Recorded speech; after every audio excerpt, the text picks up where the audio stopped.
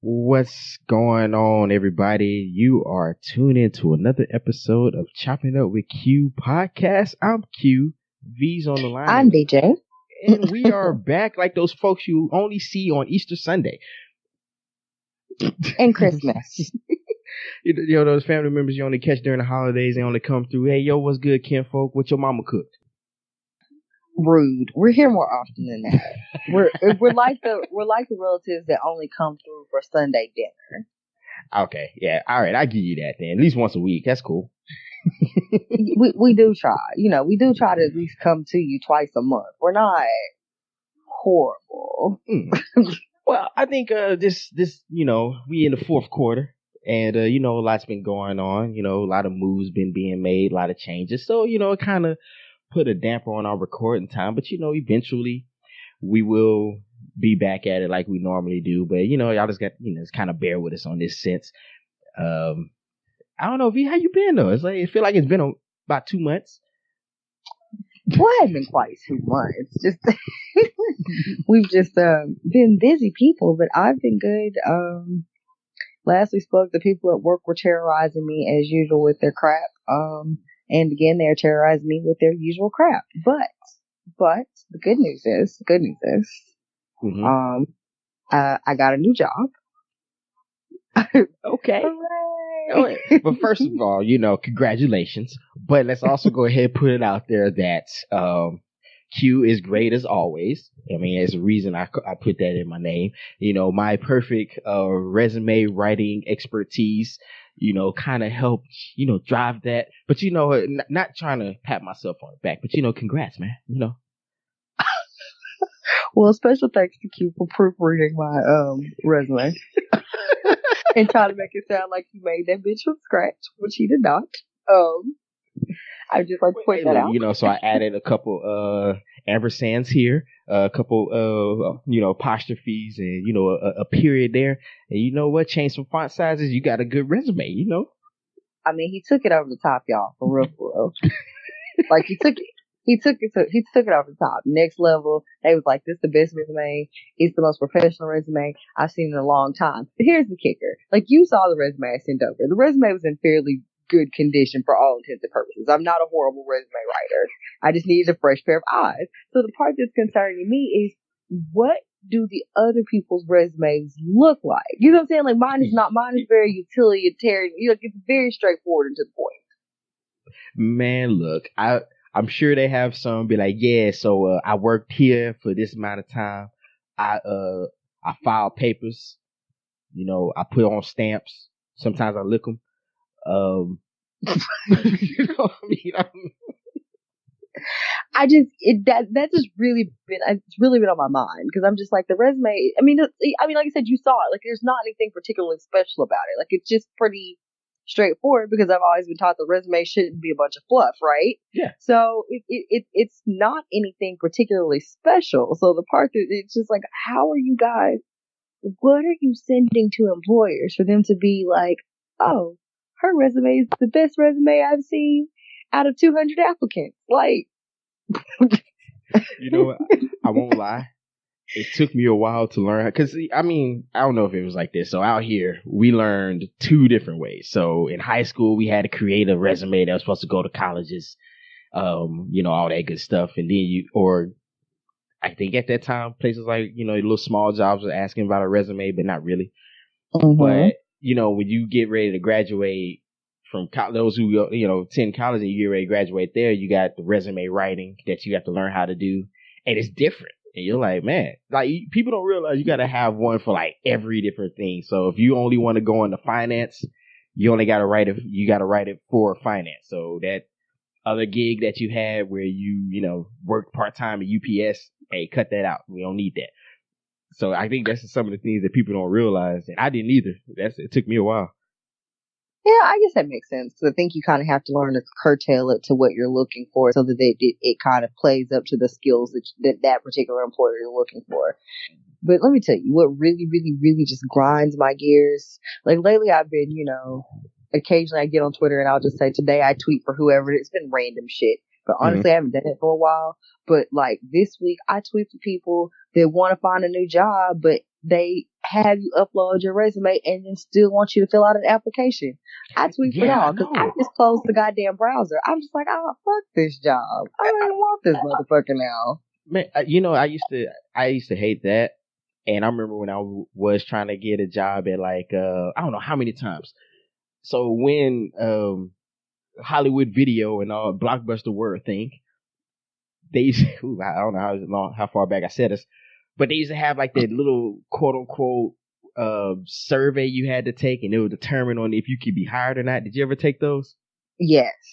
I used to hate those damn things because it's like for some reason until I learned what the trick was, I could never pass it in high school. And I'm like, man, I was like, what are you asking me? The trick is to not answer truthfully. Yes. Well, that and I learned don't answer any. So you know how it always is like, mostly true, mostly false, and false. You never answer false or true. The ones in the middle, you always answer either mostly or mostly unlikely. And I was like, that's dumb. I was like, see, they had to create something for psychology majors to do. That's all that happens. That's my Yeah, I think it's that, and then there's some where they have to make sure you're not like a weird pothead, loner, crazy person who's gonna, steal from the. I think that's part of it too, because I mean, and you see that a lot in sales jobs. That's when you see a lot of that. It's just because they have a lot of issues with thefts and people not reporting things because you don't make that much money. Okay, first of all, if you are slow enough to answer, if you see someone stealing, would you A, report it, B, it's not my business? Even if we know how we really would. They're like, hey, look, they ain't my business, they ain't my money. That's usually most of our opinion about it. That don't mean I tell you that's what I really think. Come on now. Right, but like you said, with anything, until you figure out the trick to it.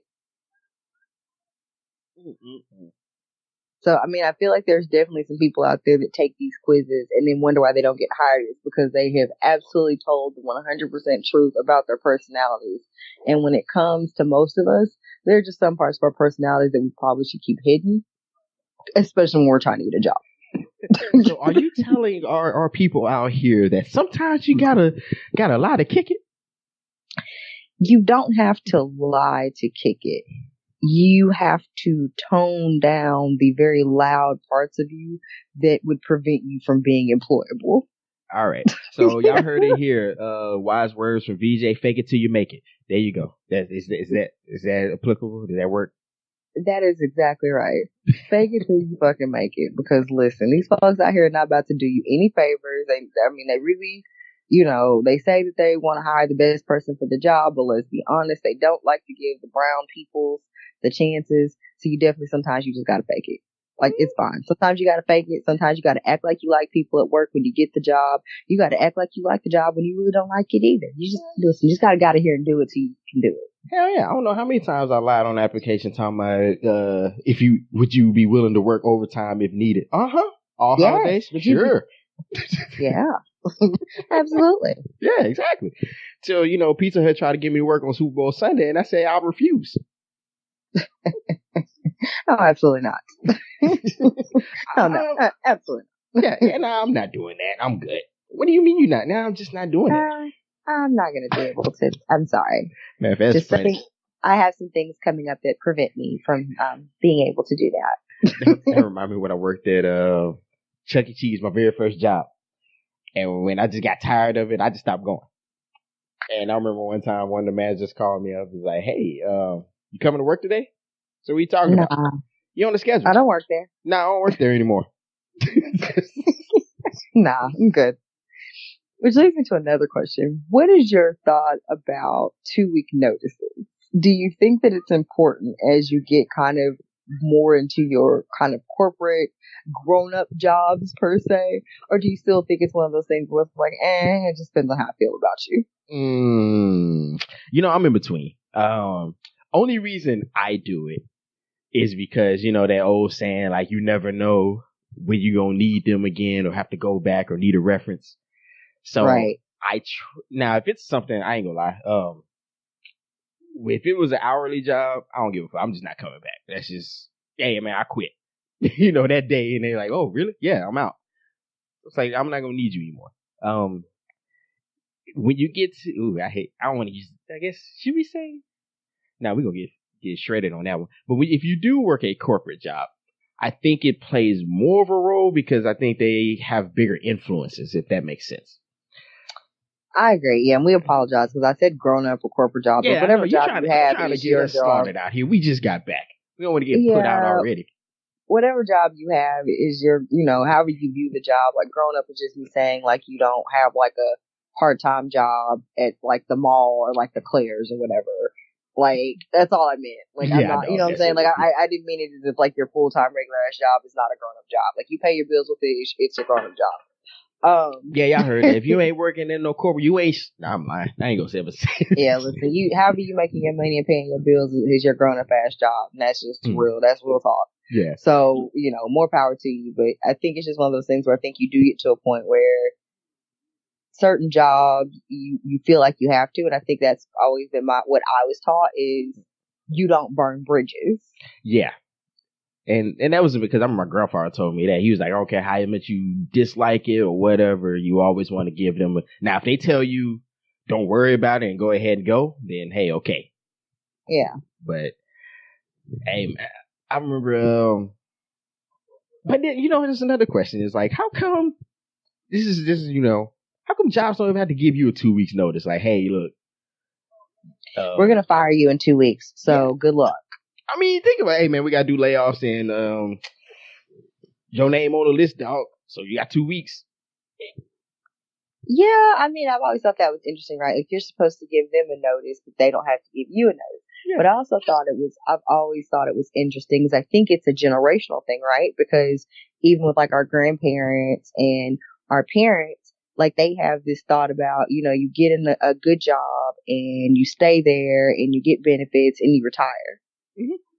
And then I think the mindset even kind of more so like even, to some extent with our generation, that's still somewhat the mindset, you find a job and you kind of stay there. But you see, even with like younger millennials and this next generation, that's not the case because the guy commented, he also on my resume, he also commented, he was like, your work history, is pretty stable. Most of the jobs you were there for at least, 2 to 3 years. And he was like, you'd be surprised how many people's resumes are just full of jobs where they were there for 6 months, 7 months, less than a year. They just job hop. Yeah. And I was like, that just seems really, I just kind of laughed because in my mind, I'm thinking that's insane. Like, how are you starting a new job every 8 months? That sounds nuts. But I think that is normal now. I think it just depends on what you're doing. I think here's the thing. We are that millennial group I was talking about this with a guy earlier. He's about our age, slightly older. But we were kind of that test dummy group. So we still kind of have some of those older lessons, but we also help create some of the newer ones. But yeah, I mean, I can see why some people, if you're looking to get work for someone, if you haven't been in a place more than 6 months, I can see why you'll get passed up. Because, I mean, I'm not here to even try to defend corporations or anything like that. I look at it like, hey, just because you had to pay and train somebody, there's really no skin off your back. You're not wasting that much money. But right. I can see how it will look like inconsistent. I mean, just imagine if you knew somebody, and I know it's not a direct equivalent, but just to kind of give an idea, you got to date somebody and they say, yeah, man, last year I've been in like 10 relationships or 12. You like, damn, I think you average 1 relationship a month. How's this working? Yeah, and I mean, yeah, no, and that's a very good, and I think that's a very, very good analogy. Like, I think that's the easiest way to put it, because you essentially your relationship with your employer kind of is just like a romantic relationship in some regard. Yeah. So it is kind of weird if you are like, yeah, I just. No, that is a little strange if you just have a new job. And I get it. Jobs are shitty to these people. You don't have job security. You don't have benefits or this, that, and the third. And you're just trying to make, trying to make ends meet or whatever. So sometimes I get that you do switch jobs until you find one that's a good fit. But I think that sometimes for employers, like you said, it just looks very, very inconsistent. But I think that's the new normal landscape here. I think people are tired of, because we see what the other end of that looks like, right? Yeah. These corporations don't make any money, or these these employers don't make any money, so they start doing cuts and layoffs, and the people that are at the tippy top are getting bonuses, but then the rest of you don't get anything. Prime example, Toys R Us. Yep. Because Toys R Us filed. No, go ahead. I was gonna say, for those of you who don't know, our listeners, like for those of you who lived under a rock, Toys R Us filed for Chapter 11 bankruptcy, earlier in this year. But what happened recently is that they were able to reconsolidate, and they're like, haha, just kidding, we're totally coming back. Like, they filed bankruptcy because they were going out of business. It was done. Mm-hmm. They laid off employees. They sold the fixtures out of the freaking stores. And then somehow, miraculously, in the past month or two, stories have started to surface that say Toys R Us is not quite done. They published their, Christmas toy book, and they're gonna have some brick and mortar stores as well as a website, and they're still gonna do business with Toys R Us. Which means you laid all these people off. They lost their jobs. They lost their pensions. They lost their employment. And now you're coming back and saying, okay, haha, just kidding. But you're not giving people their jobs back. Nah, it's like, oh man, my bad, dog. I just had to work some things out. But yeah, I'm definitely making that comeback. Right, but they're not going to give any of these people their jobs back. So it's the same thing. Why would you then devote, 20 years of your life, and then you wake up one day and you don't have a job? And like you said, they're not giving you 2 week notice. So now you're jobless and penniless and pensionless, which is why you have people with PhDs stacking groceries. The job market is shit. Exactly. That's the issue. And I think that's the problem that a lot of people end up in. That's why how we ended up in our, our loan predicament with degrees and everything, because the whole idea why people were going to college is like, I like knowledge too, but I'm going to, increase my, my potential for wealth. Hey, how can I increase my pay and all these different things? That's why a lot of people were going.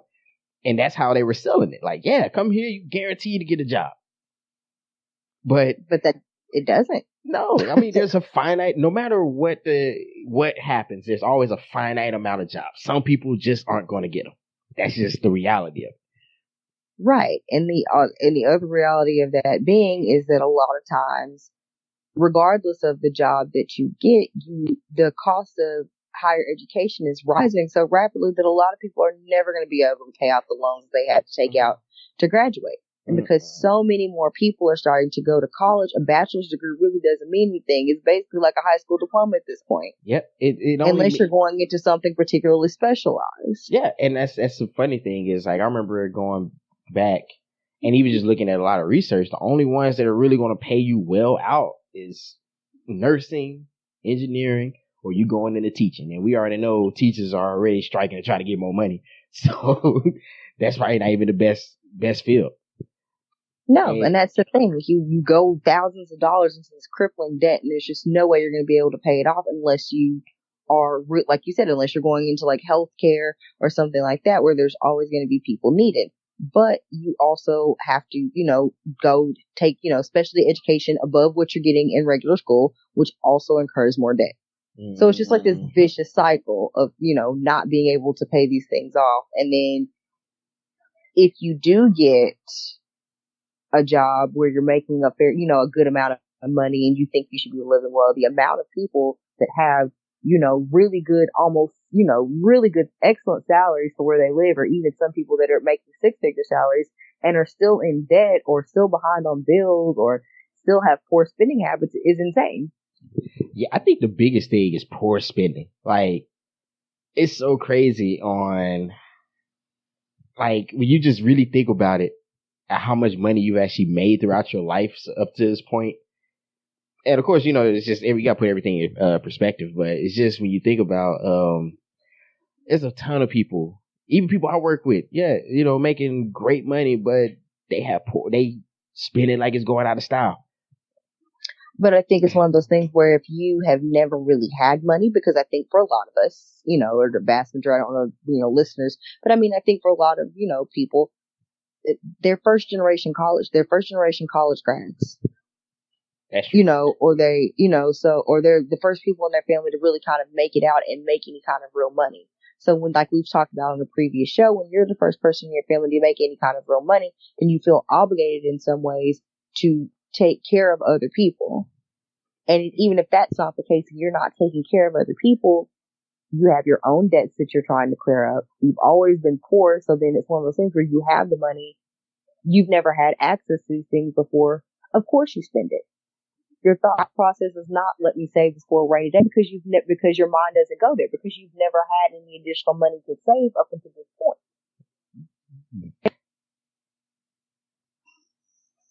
Shoot, I wish it was like that with my folks.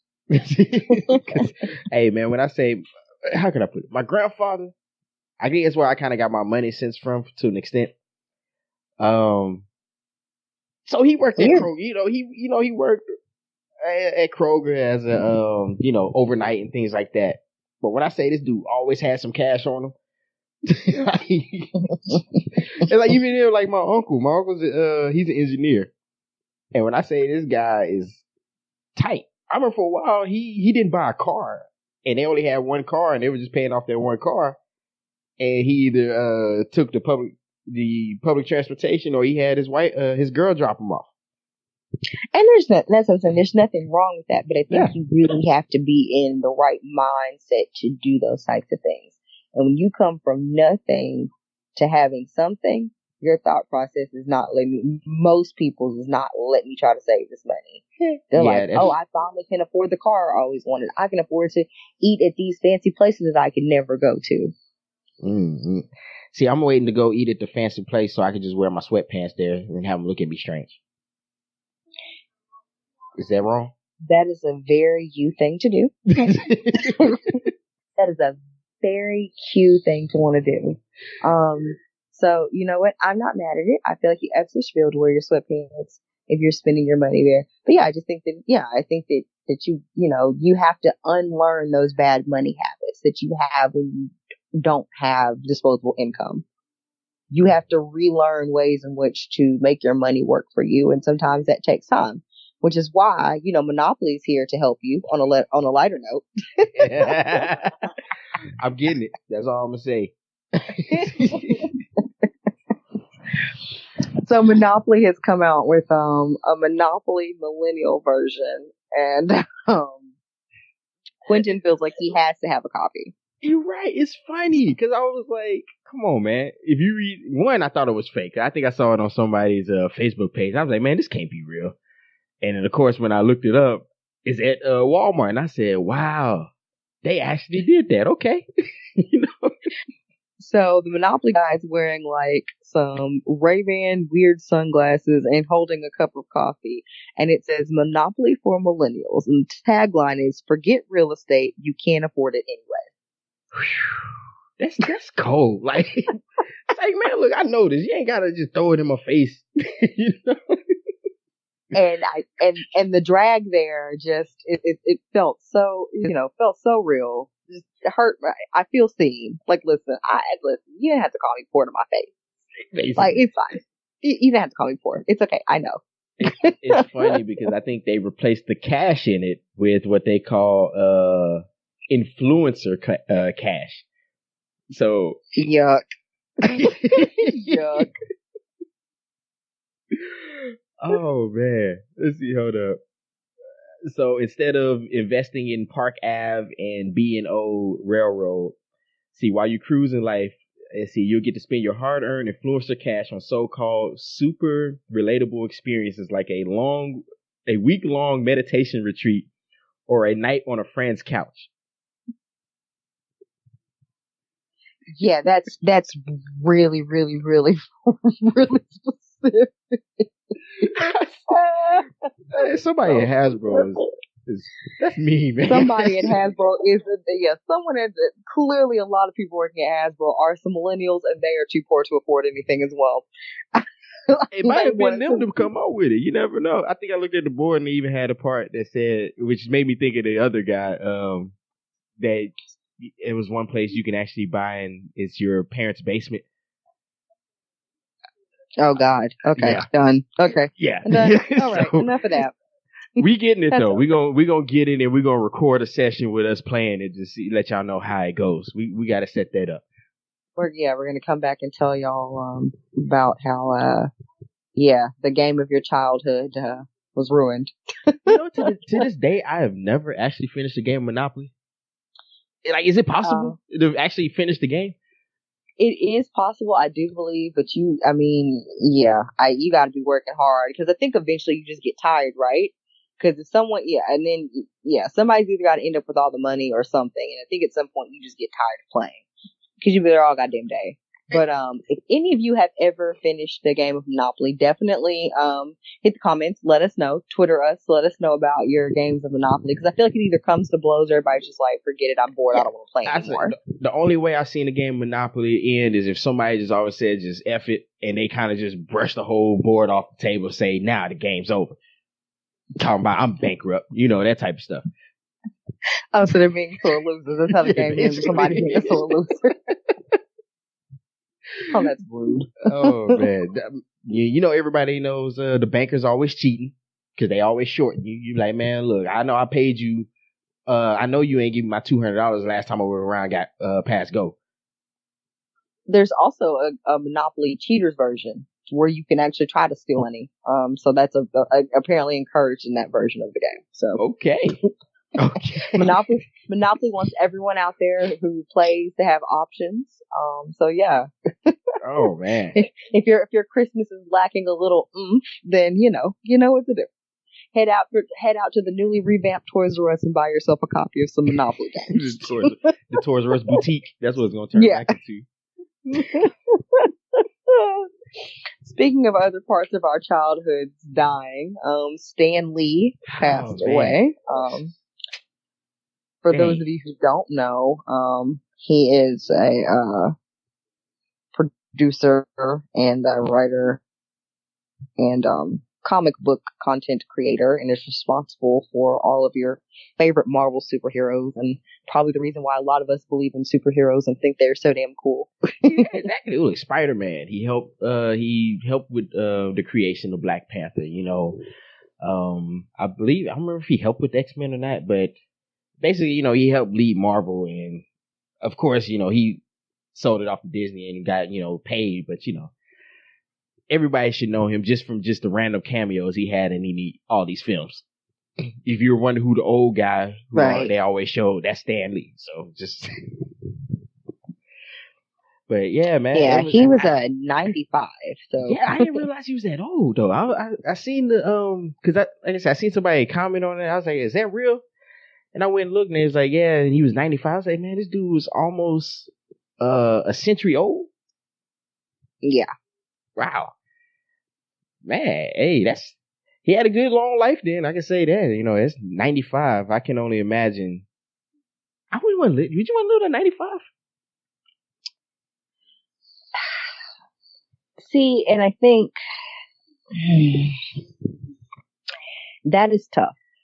And I think that I would probably say yes, because I think that now we're getting to the point to where medical technology is better, and I think the world is kind of better. So I think you could live till 95 and live a fairly good life, if that makes sense. Yeah. Like, I think you could live to 95 and actually live a pretty goddamn good life. Pretty healthy, pretty active kind of lifestyle at 95. Now, I will say that I think it's unfortunate. I think it's probably going to be less interesting than, say, the life of like a Stan Lee or something like that, because I think they were saying there's a black gentleman who's 112 years old, and he's like the last confirmed living person that served in World War I, maybe. Oh shit. Is what I understood. I can't remember what his name was, but I think it's one of those things, right? Like that person was born at the turn of the century. Like, for you to be 95 years old or be 112 years old, you're almost a century old, which means you were born at the turn of the century, and you have witnessed everything from you've witnessed everything from 2 world wars, the Vietnam War. That's what I'm saying. You've witnessed the impeachment, the almost impeachment of a president. You've witnessed the shooting of several, assassination of several different people. You've witnessed the ways in which black people have been treated, especially as a black man. For him to be 112 years old, imagine the stories that man has to tell. Because, I mean, he lived at a time when, people, when you couldn't vote, and Jim Crow and the Civil Rights Act and Brown versus Education, to come to this point to where now people are like trying to depress you from voting and it being like this crazy shit. Man, look, this man was born, like you said, 1906. Yeah, and I think when like in Stan Lee's case, he was born what? Maybe 1922. Yeah, 1923, 22, somewhere around there. I was like, that's just insane. Like, that's insane. Like, the man was damn near, like, the man was alive for Prohibition. Yo, exactly. Like, do you know how crazy that is for you? You knew what a speakeasy was. You were alive for Prohibition, and Al Capone and, like, these gangsters were, like, real people that were talked about on your news and television screens, and you go from that to, like, cell phones and fucking computers. You're like... Yeah. When you think about it, that's got to be a wild ass life to have lived. I mean, when you think about it, he's seen. Yeah, like we'll find out Stanley probably worked at the speakeasy back in the day, but that'd actually be a funny story. But I'm just saying that man went from living through the Great Depression to knowing what the fuck a Tesla is. Like, can you imagine? That's a lot. But just seeing the. I mean, just think about how much the world has changed in the last 20 years. I'm just saying. So now 95, nigga, like you. I don't know, man. You have stories beyond stories. You're like, yeah, man. I went to when we were just driving, and all of a sudden now, you remember that cartoon, The Jetsons, that was made? Oh, you probably don't remember that, young man. But yeah, I seen all that. You know, I was there when the Jetsons were invented. Oh, he probably was. Ew. Oh, yeah, damn. Yeah, he but we from, digress. Yeah, he saw the Adventure of the Sex Bots. He was like, yeah, that's a wrap on this. I need to go ahead and check out. Listen, I just, I thought it was interesting how many people were saddened by his death, and I think that says a lot. And like I told a lot of people, I feel like that is just simply a life well lived. Because there were so many people from all walks of life who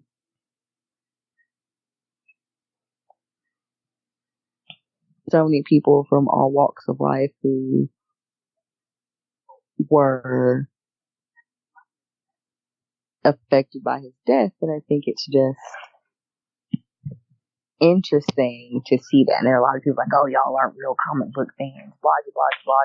And it's like, I don't think you have to be. I think you could appreciate Marvel for what it was, and you could appreciate superheroes and what the man was able to accomplish, and not have to have been a diehard comic book fan. Yeah, I was like, what's that have to do with anything? Like, you could have just enjoyed the last films that came out, and you knew he was affiliated with it or had some kind of influence in it. I mean, right. I don't know. You know, people always try to put some negativity out there in some form or fashion.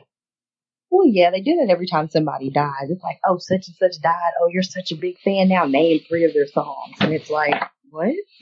That don't mean that. It's like, look, just because I wasn't a big fan of his music or what he did, that don't mean I can't mourn the person.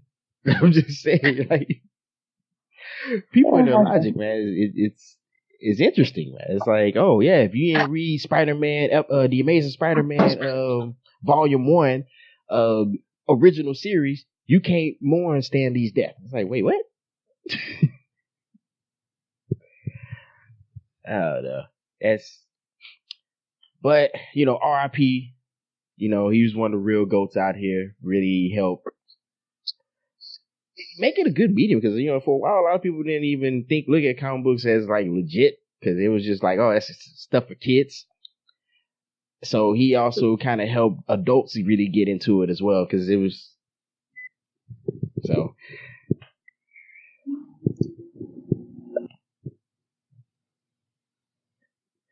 All right, but yeah, man, R.I.P. one of the real ones, and hopefully we don't lose too many other folks by the end of the year. But what you got? You know, they say death comes in threes, so we'll see who else that's down on this. Yeah, hopefully there's nobody we actually want to keep around. But imagine that. No, and then you don't. Okay, so this is gonna sound really terrible, but I was pretty sure that Scott Storch had died at some point, and I just missed it.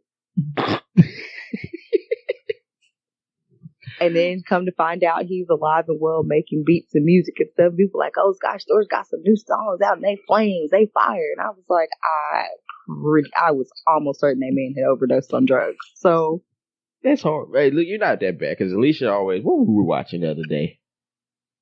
Ah, man, I can't remember. I want to say it was Ernie Hudson, but she was like, "Isn't he dead?" And I said, "No, he's okay. I'm sure he's at home." I said, "It's a shame he wishing death on that man, though." Listen, sometimes you just don't hear from people, and you have to be like, "Are they still with us?" And I thought Scott Storch had let the coke do him in. I apologize, Scott Storch. Glad you're still with us. Well, shouts out to Kayla, who has the blog Kayla's Creative and is a contributor at well, she's a part of the pod panel, and then she also is a contributor to Podcast Brothers, because she was on Twitter and she asked if the Yin Yang twins are still with us, and I got a good hearty chuckle out of that because I hadn't thought about them in a long time. I don't know. Damn, it is something. Like, look, especially when it comes to artists, you already know it's hard to figure out if they still active or not. Especially hip hop, you can only do it for so long before you get pushed to the side. So, I ain't gonna lie, the Whisper song was everything back in the day. It was. I think everybody enjoyed that. Somebody answered her said that they were okay and that they were touring and stuff. So yeah, man, go ahead. You and when I was actually going to clubs, you go ahead and slide through and start just repeating the words and see if it worked.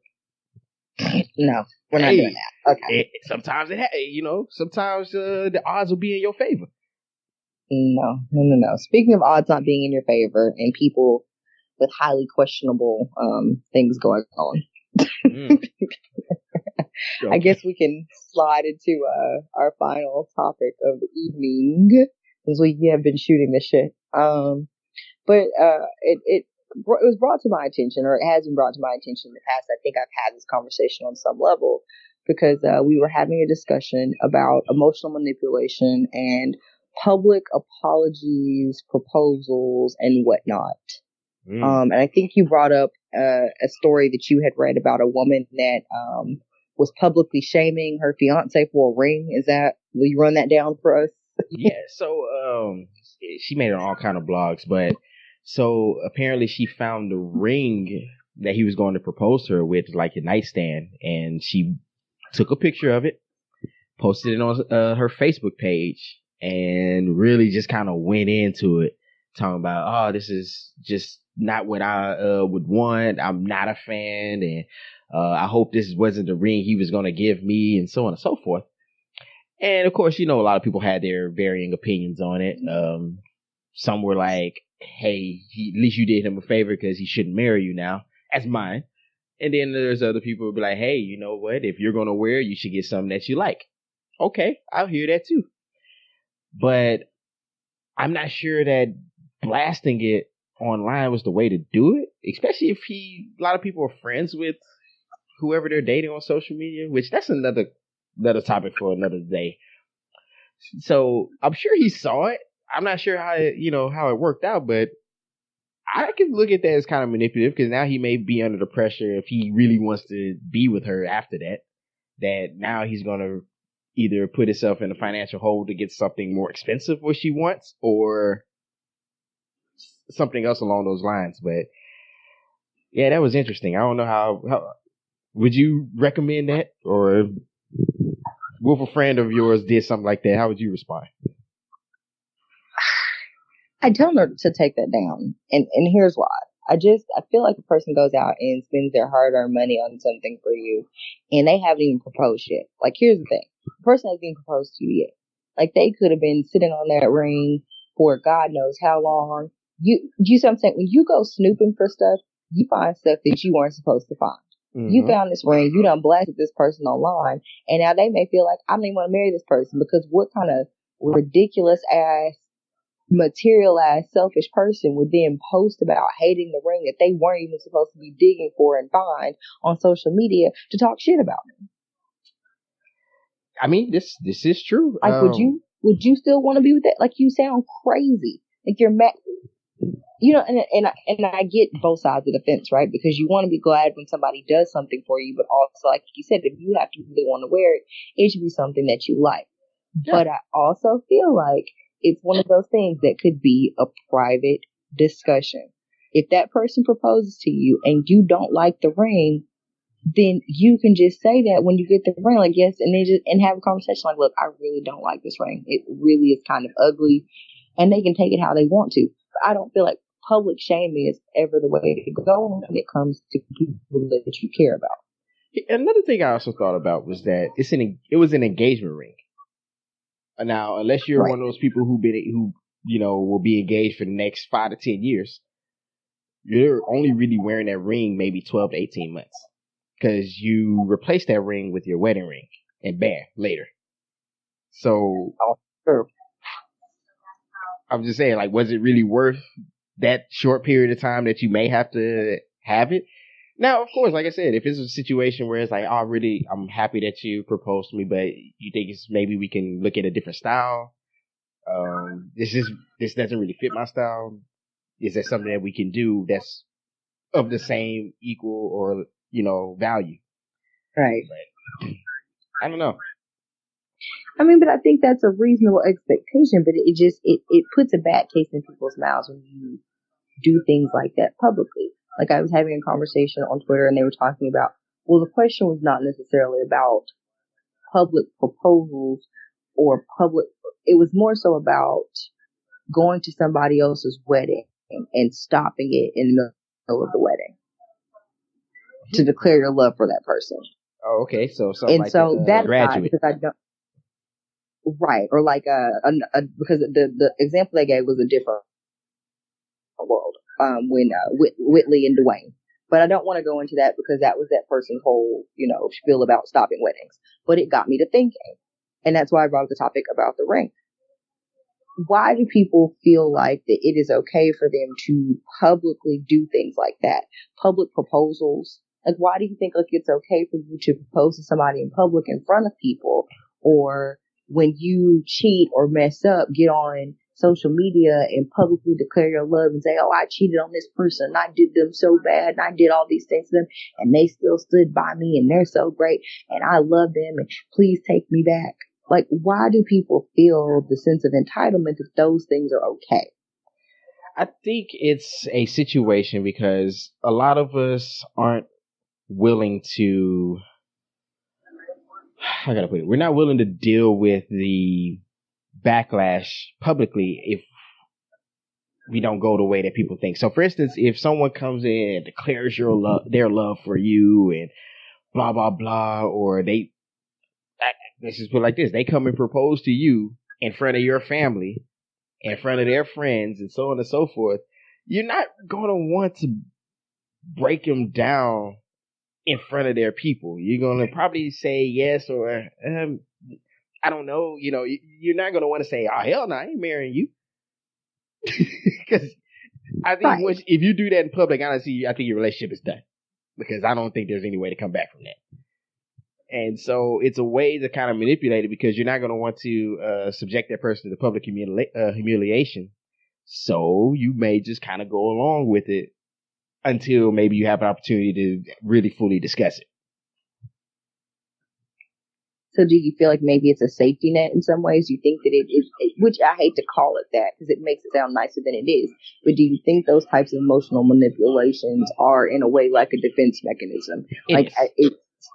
Subconsciously on some level, right? I don't want to give the impression I'm saying everyone that proposes in public or, tries to do something very large, spectacle like is doing it to emotionally manipulate the person. Some people just like over the top shit.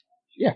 But I think, yes, I don't want to make it sound like that's what I'm saying is always the case, but it does seem like it's kind of a safety net. Like if this person, just in case they were kind of on the fence about it, they're less likely to say no with all these people around. Yeah, I can agree there because I think a lot of things we do is protecting ourselves, even though we'll claim it's not. So when you get into things like, oh, all I gotta do is just ask them in front of everybody, the less likely they are to lie. Oh, all I gotta do is make a big fuss out in front of people, the less likely they are to have that conversation that I'm not ready for yet.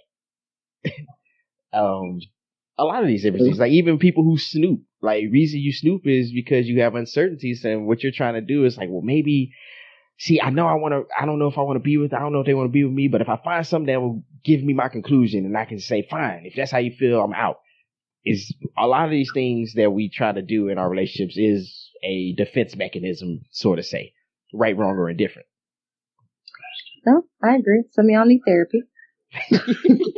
A lot of it. Look, I already know I'm off. The Gemini man.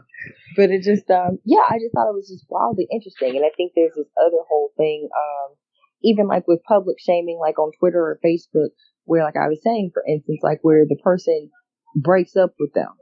And instead of them going to the person and being like, hey, you know, I really want a second chance. I really want to talk to you about my behavior, how I can fix it, how we can get back together. They hop on social media, post pictures of them and that person together, and then talk about how terrible they were to this person. And then people are like, oh, girl, take him back. Oh, you should take that person back. They're sorry. Like, why would you interject all those people into your relationship on social media?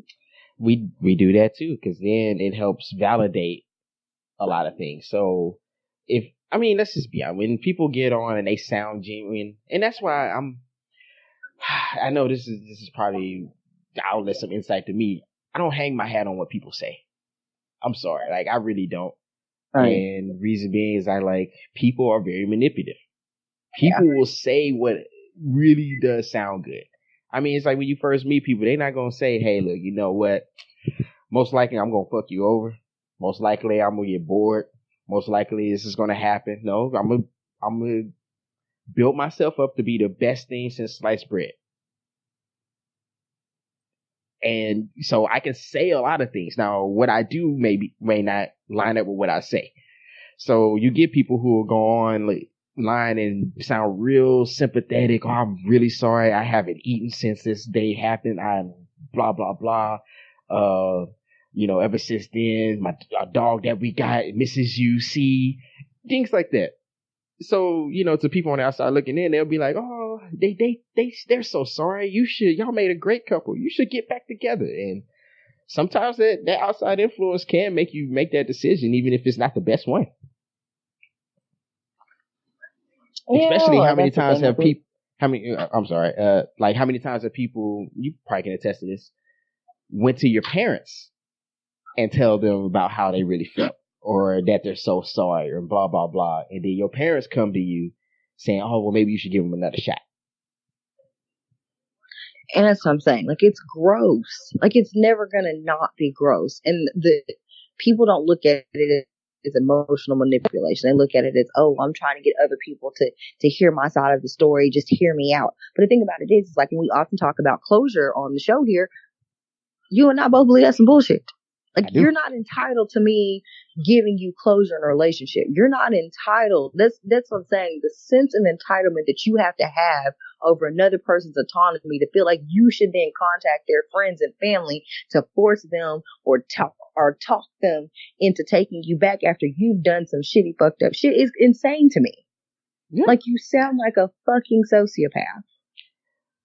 I'm going to enlist your friends and family to force you to take me back after I cheated or I did whatever or we broke up. No, you don't. I don't owe you anything. The only thing in life I have to do is stay black and die and pay some taxes. That's all I got over here. That's all it's ever going to be. So I'm not entitled. You're not entitled to my time, my space, whatever. So if I say, no, I don't want you, you don't get to then decide to then publicly harass or humiliate or embarrass me in order for me to take you back. It's emotionally manipulative and it's wrong. Yeah. I mean, that's just what it is. And that's why, especially with that whole closure, I'm going to harass you because you didn't give me closure. Yeah, I did. I showed you what the closure was. Have we talked? Have we hung out? I was like, I never got that idea. It's like, oh, I need to be told we have closure. Like, no, I showed you we had closure. I stopped communicating with you. And that's all you should ever need from a person. And like you said, like, you're not one of those people that put stock in other people. And I get it. Some people care what other people think. And there's nothing wrong with caring what your friends and family think about your decisions and the life that you lead. Because I would like above all else, I would like my parents to think that I am out here being the best possible person that I can be. Mm-hmm. But I'm not going to hang my hat on the expectations of other people and let that influence the way that I'm living my life. And those are two very different things. I can want you to be proud of the life that I'm living, but not expect you to be the end all be all say in how I choose to live my life. Exactly. And I think it's being able to strike a balance. So that balance also includes not emotionally manipulating people into taking you back on social media. Yeah. And I think also maybe the manipulation comes into this as well, that we as people have a hard time dealing with things that end against our will or where we're not ready. Now, a lot of times we have the feeling that it's coming to that end, but we still aren't prepared emotionally to deal with that. So, I mean, how many times have we seen people go get back, continue to work at a job that they don't like, continue to be with somebody who doesn't really benefit them, continue to allow other people to influence them in some way, so on and so forth. But they then how can I put it? They're unwilling to actually move on it. So, for instance, those people who try to manipulate, it ended when they weren't ready, quote unquote. So in their mind, it's something and because the idea is that they're fighting for something that they want, which maybe even then that's another discussion. Like, what does it mean to really fight for something that you want? Do you fight for it while you're in it, or do you fight for it after it's over? Well, I don't think you get to fight for it when it's over. That's legitimately the analogy, like marriage or relationship. The analogy that you can use the best is like a garden or a car. Like you fight for it while you're in it. Like you garden your garden when you have it. Like you can't wait for everything in the garden to die and be like, oh, let me try to revive all these plants. That's an uphill battle. Because you can't do it. You said like you can't wait for everything to die and then try to revive it. No, you have to weed all that out, throw it away, and start over. And so that is true, but that's how a lot of people are. They like, oh man, she gonna be alright, dog. She blah blah blah, and there's plenty of people be like, dog, if you keep up, that is literally like having a tank full of goldfish and not feeding them and not cleaning the tank and not changing the filters, and then when all of the fish are belly up, being like, oh shit, I gotta try to save these fish. Yeah, go give them CPR and then let me give all these goldfish mouth to mouth. What can I do to fix them? Let me clean their tank. They're dead already. You got to throw them away and get new fish. Come on, which man. Means once the relationship is over, you have to move on and get a new one. Yeah, they just needed some air. Okay. All right, we're done here. But but just in the reality, that's how a lot of people are. Unfortunately, too many people are reactionary and not proactive. And Indeed. That becomes the issue. So we want to react to things that we're presented instead of trying to proactively mitigate as much risk as possible. Also very true. I don't know. So I think the takeaway here is that you cannot tend a dead garden. You cannot resuscitate dead goldfish, and you cannot bring your relationships back from the dead with the help of other people's family members. Mm-mm. I mean, yeah, just run in at her wedding day and say, you know, it should have always been you and me, girl. You remember hopscotch when we were 5? From then, I knew we were supposed to be together. Gross. No. Absolutely not. That's how you get shy, because I'd be damned. My mom and daddy worked too hard for their coins and their money for you to be fucking up some shit I got going on. Absolutely not. That is a good question. Like, okay, last question is, how would you really react if someone run up on you the day of your wedding to confess their love? The same thing I said. They're selfish. Like, you wild selfish. You should have brought this up before now. Now the money's spent, and now here you come. Yeah. You finna reimburse us, or what you finna do? Because I lost my opportunity. See, I always thought, since I was out here half-stepping, I always thought I had a chance. No. Don't quit doing that. Seriously, quit embarrassing people. Like, that is, if you take away nothing else from this episode, quit publicly shaming people into doing what you want them to do. Quit publicly embarrassing people to try to right the wrongs that you feel like have happened to you. Quit getting out here and try to manipulate people into doing what you want them to do because you are not ready to move past whatever situation has happened, or you're not ready to let go of the situation. You don't get to decide that for other people. Hey, look, when you take care of your business, and this is men and women, you don't have to worry about having to pick up the pieces afterwards. And even if another thing is, if you're taking care of business and it still don't work out, hey, there's nothing to be ashamed of. You did what you could. That's just it's literally like feathers in the wind. Once you open your fist and let those feathers go, you aren't going to be able to collect them all back. That's not how it works. But, yeah, you're not going to be able to recollect all those feathers. So your best bet is to grip them bitches tight and make it work. Hey, look, learn how to take an L. Go back to the learn how to take an L. Go back to the film room. See where you messed up. Take it on to the next one. Come out with a new and better playbook for the next season. Oh man! So we got through. You know what? I promise. No, never mind. I ain't gonna say that. Okay, I'm gonna try very hard to do another one in 2 weeks. I mean, it's getting close to the end of the semester, and a lot of the hard stuff is kind of out of the way. So I think I should be good. You know, outside of Christmas. You know, I can't promise you on that day. Amen. Yeah. But if you do want to keep up with us and see where the episode and everything drop, or if you just want to, you know, chop up game or whatever, you can hit us up on Twitter. It's been a while since I said this. V, what's the Twitter for this? Oh, Jesus Christ in heaven. The show's Twitter is at choppingitup_pod. You can always reach us there, or you can reach us at our individual Twitters. Q, what is your individual social media handles? Where can people find you? Yeah, see, I knew the answer to the previous question. I just wanted to test you. But I am at _Q_the_great. That is on Twitter as well as on Instagram. And even on Facebook, just hit me up. Just Quentin Simpson. You know, hit me up there. V. Where can people find me? On Twitter, it is at VJ_Burton. Currently, my Twitter name is Hoodie Mob, because you know what time it is. Mm-hmm. It's that time of year for the hoodie thieving to begin. I'm already behind schedule and not stolen any hoodies. So by all means, if you would like to donate your hoodies to, you know, the cause, you can do that as well. It's not nearly as much fun as stealing them from you, though. On Instagram, it is also at VJ_Burton. On Snapchat, it is Meek B. So you can find me any of those wonderful places. Being a terrorist, as usual. Oh man, see, look, y'all better keep up with y'all hoodies, because it's colder than the Yellow Bones heart out here. But other than that, colder than polar bear pussy. Hey, there you go. Oh man, see, I missed you. You know what? That's it, man. You know, y'all been here with Chopping Up with Q. I'm Q, she's V, and other than that, we about. Laters.